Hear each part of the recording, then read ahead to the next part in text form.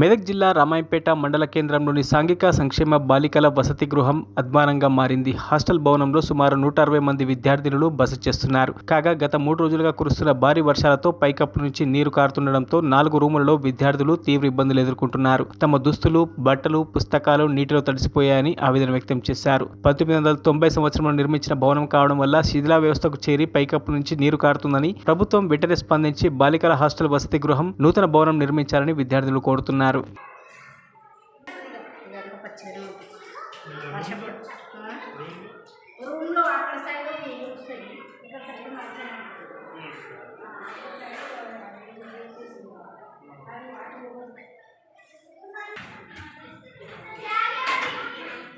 Bucket పెట్టి ఇట్లా కింద ఇక్కడ పెట్టి బకెట్ పెట్టి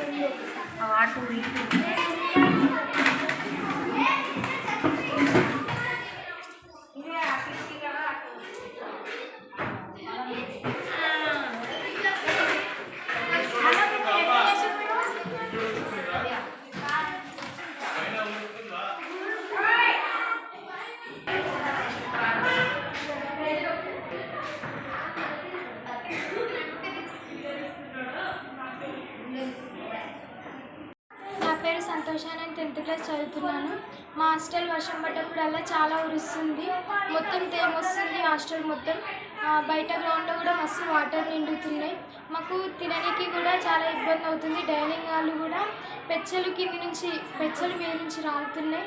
మా ఏమంటారు చిన్నపిల్లలు అయితే భయపడుతున్నారు. మాకు పండుకోవడానికి ప్లేస్ కూడా చాలటం లేదు. బకెట్లు పెడుతున్నాం, నీళ్ళు పైనుంచి పడుతున్నాయి. కాబట్టి ఇప్పుడు పెట్టాలని మీరు అధికారులకు తెలియజేసి మా హాస్టల్ని మంచిగా చేయించాలని కోరుతున్నాను.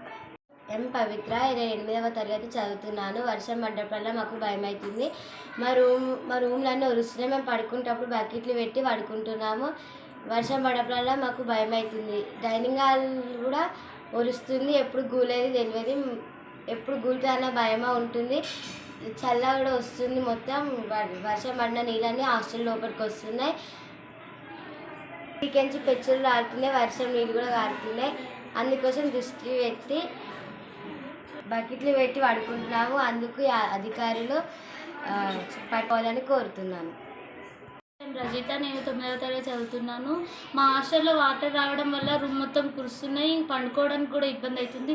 బకెట్లు పెట్టుకొని పండుకుంటున్నాం. లంచ్ చేయడానికి కూడా మస్తు ఇబ్బంది అవుతుంది. వాటర్ పడుతున్నాయి, అవి కూడా మొత్తం కూలిపోతున్నాయి. భయం అవుతుంది. చిన్న చెల్లెలు అయితే కొంచెం భయపడుతున్నారు. బకెట్లు అవి ఇవి కొంచెం ఇబ్బంది అవుతుంది.